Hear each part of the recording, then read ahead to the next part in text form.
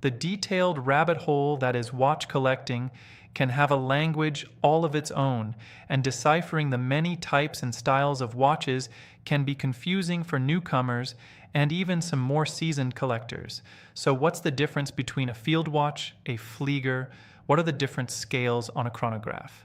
Well, in this video, we'll go through the detailed list of styles of watches, a list of almost 40 watch types that I think every enthusiast should know. As a quick disclaimer, many of these categories are not really capable of an objective or universal definition, and I've simply done my best here to share the most commonly accepted definitions and descriptions for these popular categories. Also, the goal for this is to give some context to these types as a way to recognize patterns in your own collecting. Maybe you see some chronographs you like, and the reason for it is you like bi-compacts layouts rather than TR compacts, but connecting styles to define themes I think are just important in improving your ability to collect going forward. And before we jump in, we do have some new and exciting stock that just landed on teddyball.cap. Riviera, now available at 39mm, takes this Bowmatic caliber 5-day power reserve 39mm case. And one thing I think people probably don't remember or think about when looking at Baume & Mercier's sixth oldest brand in Swiss watchmaking when you're talking about current production. And also the Riviera goes back to 1973, 3 years before the Nautilus even came out. So if you're talking about being at the center of that integrated sports trend, they were right there next to the MEO decompression world timer. It's funky and in its design style with a decompression scale, true GMT movement on the inside with some world time functionality 40.5mm case, but wears like a 39mm on wrist, and all of that under $2,500. In addition, we also have some new Nomis Club models and some older familiar faces if you want to get lost. And I would say one of the best points of value in German watchmaking. Check this out, and a lot more in the description down below, and shop around on teddyballer.com. How we're able to fund all of our productions here is through selling watches. So if you are on the market for a watch, we'd love to have your business now. To kick us off here, sports, I'm just going to call this general category, and then we're going to actually get into the types underneath this. As sports, you can include a lot here, and I'm just going to call this is anything that has some sporty upside, whether it's racing, diving, or other active pursuits. Now first, let's start with a less known one.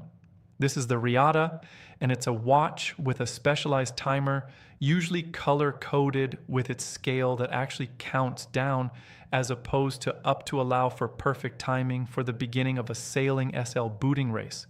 Next, we have integrated. This refers to watches where the case and bracelet meet with some kind of non-traditional lug style specifically designed to merge seamlessly without perceived separation. The original pioneer of this was the Royal Oak, but it now extends to all different price ranges and styles. Next, we have the Field Wash, and this gets thrown around quite a bit. This is generally designed for the rough and tumble outdoor use, with many of the top names in the world stemming from military designs, primarily from World War II. With a Field View watch, you can expect some Arabic indices, usually a 24-hour scale, and heavy contrast for legibility now rather than hands rotating around a circular dial. A digital watch uses an electronic and dynamic display of numerals or digits to display the time. These are almost always utilizing quartz oscillators. Next, we have the analog digital watch. This is a combination of rotating hands and a digital display, perhaps best exemplified by something like the Seiko Arie. Next, we have the everyday watch. This is kind of my own terminology, and I will often use this to describe a versatile watch that offers a sporty upside without losing versatility in formal scenarios. Although I'm not completely strict about what is needed for an everyday watch, I would say that ideally it has 100 of water resistant sapphire crystal to go along with a flexible design style. Next, we have one of the most popular and basic categories, the dive watch. Here we're looking at the basic dive watch format pairs, water resistance with a rotating elapsed time bezel with high legibility with luminescent markings, and then to go along with that, We have a different dive watch and a different style here that deserves specific shout, and that is the compressor style, which gets its classification from super compressor cases, a dual crown design with an internal bezel that was made by EPSA in the 1960s and 70s and used by dozens of brands. Nowadays, the term is generally referring to any dive watch with an internal bezel and two crowns. So this chronograph's next category is going to be all things. Chronograph, basically a watch that has a built-in stopwatch feature that have separate scales for timekeeping and functions. When looking at chronographs, there are many different scales, many different layouts, and that all creates a different experience. So let's go through some of those now. Tachometer is a chronograph with a scale typically located on the bezel or along the outside of the dial. And this allows for estimating the speed of something like a race car or a plane over a period of time.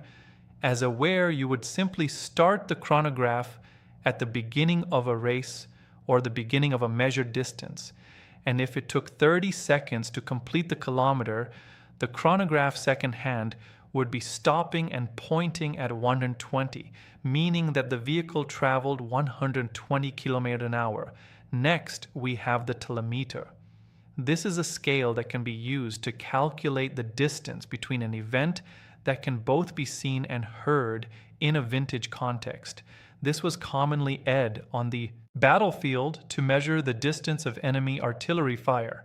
A modern example that I will bring up, and I actually have a short explaining. This is tracking lightning and how far away it is from you at a moment during a lightning storm. Basically, when you see the lightning, you would initiate the chronograph, and then when you would hear the thunder, you would stop. And looking at the scale would determine your distance. Now, next up, we have the pulsometer. Now, it is important to mention that although we're putting this under chronographs, there are other watches out there that will have a pulsation scale on the outside. This is typically used by medical professionals to calculate heart rate or heartbeats per minute in much of the same way a tachometer is used to track speed.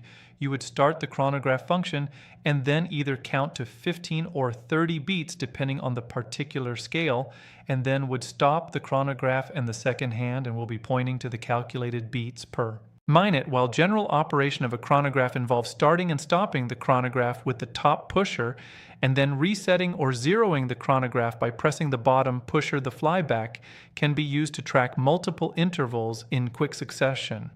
As one touch of the pusher both resets and restarts the chronograph, useful for timing instantaneous events like timing a series of laps in a race, or for pilots back in the day when calculating distance for coordinates. Next is the seldom seen decimeter, which provides a scale breaking down into 1/100ths. It basically is an essential metric for many scientific and engineering pursuit, compared to either a simple chronograph or the flyback, both of which can only time one event at a given time. There's also the Raytron, also called a split second or double chronograph. The Raytron allows for timing multiple events at the same time that start together but don't necessarily end together, thanks to an entire additional chronograph section. Hand, then we have layouts. So let's talk about the tri-compacts. This is a chronograph with 3 sub-registers or sub-dials used to display the various functions of a particular chronograph caliber. An example might be hours, with one sub-register running seconds on the other, and then minutes on the third. And then, as you'd expect from the last category, another popular one is the bicompact layout. This is a chronograph with only 2 sub-registers, often associated with mid-century designs. Next travel, we're going to move into travel-style watches. And there are many different watches that can be included here.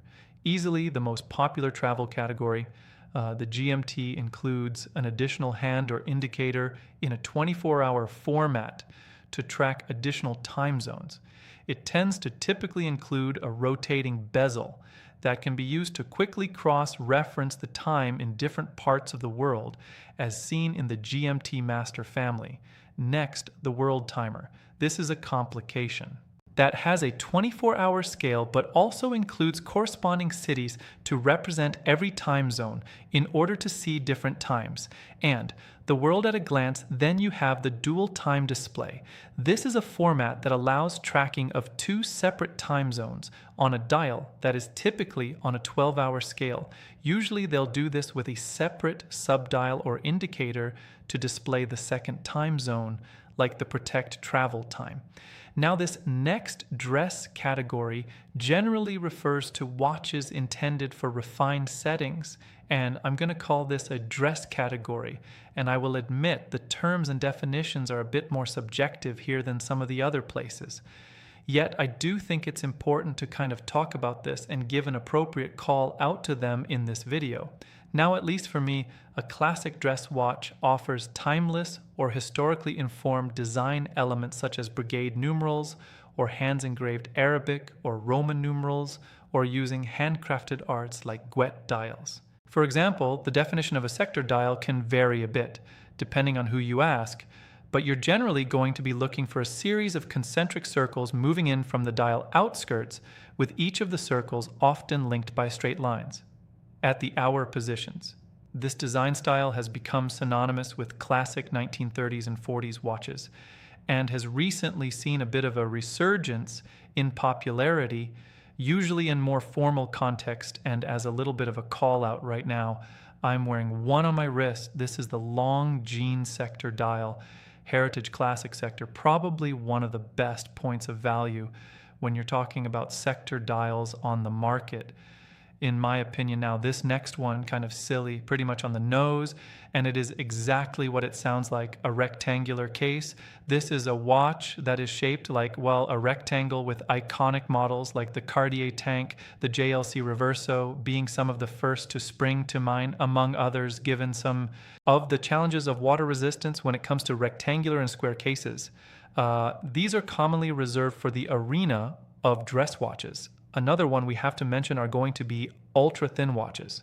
So this is going to be a watch designed with extra slender profiles in mind. There are numerous dress watch options from brands like Breet, JLC, Vacheron, PJ. All of them qualify here. But we do have to mention that this is not just exclusive for dress watches, but are going to commonly be associated with the dress category more than others. One of my personal favorites, the moon phase, refers to watches with a separate display graphically indicating the phase of the moon. This is also often paired with different types of calendar watches that we will certainly get to soon. However, it is not to be confused with an AM/PM indicator, which might also have some lunar motif, but only as a way to pilot indicate day and nighttime hours. Now we're shifting into pilot watches. Designed for pilot's aviation professional, despite this being a little bit harder to identify compared to something like a dive watch. When it comes to classifications, you're generally going to find low pressure resistance as well as a focus on legibility. Now, one of the most popular ones is going to be the term Flieger, and this refers to a design format created by the German Air Force during World War II with the Buer, which is German for observers. Watch the original Big Five that were producing these watches were Ilonga and Zona Laustova, VMI and IWC, and were a massive 55 millimeter in diameter intended to be worn over a flight jacket. Their defining characteristics nowadays are large numerals, an orientation triangle at 12 onion-style crowns, and heavy contrast on the dial, while the rare and altimeter watch can measure altitude, the distance of a point above sea level, and can be done either with battery power tech, as you'll find with some Citizen models, or the rare mechanical options from brands like Oris. Another format often associated with aviation is the Big Eye, which is a chronograph, where one register is proportionally much larger than the other. The Long Jean Avigation Big Eye is an excellent example of this. It is based on a model from the 1940s. The idea here is that the sub-register with the most important information is the easiest to read, and now we move into calendar watches. There are several different types. They can be slightly confusing, but calendar, once you understand the differences, it's easy to navigate this a bit more easily. Now, the triple calendar indicates the day, date, and month, but does not account for longer and shorter months, requiring resetting 5 times a year for the months that are going to be less than 31 days. Then you have the annual calendar. This picks up where the triple calendar drops off, indicating the day-date month on an annual basis, automatically accounting for changes between the months. However, annual calendars do not take into account leap years. The pinnacle of calendar watches is the perpetual calendar, which utilizes a highly complicated caliber that takes into account the day, date, month, even taking leap years into account, making for a watch that doesn't need resetting until long into the future, with many modern perpetuals that are track in the year, being good up until 2100, if not longer. Now we move into audible watches. When I say audible, I'm referring to watches that make a sound or a noise. By audible, mechanical means which is typically executed with internal gongs and tiny hammers. An alarm watch has an independent set mechanical function where an audible alarm will sound at a specified time. This is typically executed with an additional hand for the alarm setting.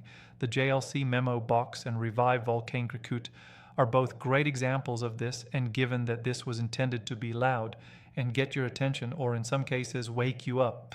It's not made to be very soothing to listen to compared to some other chiming mechanisms and watches, but it certainly does the job. Let's give the Volcane Cricut a quick listen. Now, a minute repeater is another highly complicated and typically very expensive complication in a watch that chimes in a series of tones to indicate the time by way of internal gongs and hammers. The traditional way to tell time is a unique chime for every hour, each 15-minute or quarter, and then a final chime for each individual minute. Decimal minute repeaters are a little bit different. They swap the second chime, indicating every 10 minutes rather than every 15 or quarter. I'm going to let 1 minute repeater play right here, just the audio, and you can tell us the time in the comments next up. We have accuracy, and I know accuracy as a category is kind of a stretch, but there are a number of types of watches that lean into accurate rel accuracy issues or timekeeping or chronometry issues that I think have their own subgenre. The word most commonly thrown around with highly accurate mechanical watches is a chronometer, a term that refers to mechanical watches that have been certified by CC, the official Swiss Chronometer Testing Institute, that test calibers and certifies them to be accurate within -4 to +6 seconds per day while being subjected to many tests. There are other testing bodies and brands that have testing standards that are impressive as well. However, Evercus really is the standard in which others are measured as a benchmark.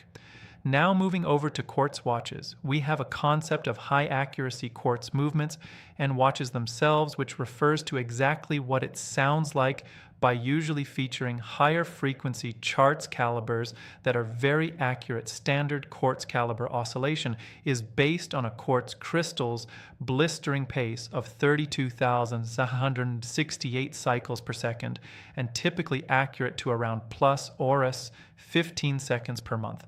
Whereas high accuracy chords, calibers can be multiples of this. A popular example of this is with Biva and their high frequency quartz movements that have an oscillating frequency of 262,144 cycles per second, which allows for accuracy around plus or minus 10 seconds per year. Also, many high accuracy quartz calibers, whether they're higher frequency or not, are also thermal compensated to avoid deviation based on temperature. And while it's not closely associated with accuracy today, I also want to mention the turbine because its original purpose was to compensate for the ill effects of gravity on the movement when dealing with pocket watches in positional air. If you had your watch in your pocket all day by taking the balance wheel and the escapement wheel on a rotating cage, the turbine helps mitigate the effects of positional air on a movement, given that watches nowadays are on our wrist turbine are not seen as necessary. Instead, they are a hallmark of high watch making prowess. Now, this is more of a general term that doesn't fit anywhere else on the list, but I did want to include it, and that is a micro rotor watch, which refers to the oscillating weight ER rotor, featured on an automatic caliber that is proportionately downsized and doesn't take up the entirety of the movement's diameter. In addition, they are also typically utilized to keep thickness of a caliber down, usually sitting in a recessed area of a bridge or bridges, famously used by brands like Braille or Universal Genève.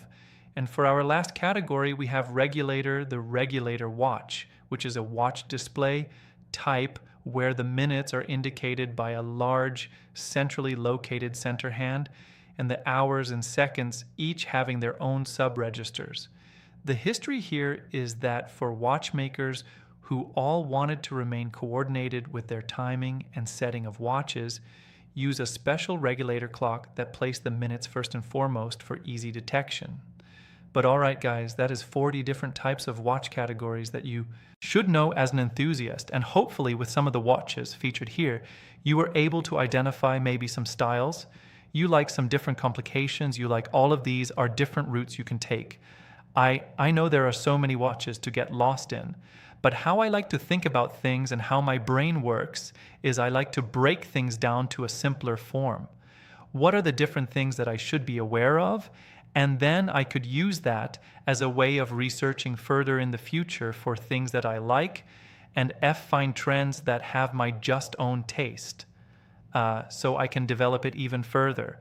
If you found this video helpful, please give it a thumbs up, subscribe, hit the bell icon. Really would appreciate that. Also definitely check out teddybaldor.com. Full authorized dealer of 30 brands, quick and fast, fulfillment dedicated customer support, and a full factory warranty for all the products that we offer, and how we're able to create content like this on the channel is through selling watches on our site. So if you are in the market for a watch, we'd love to have your business. It allows us to keep doing what we're doing here. And we love what we do, guys. Thank you guys so much for watching. Be well, and I will see you all very soon.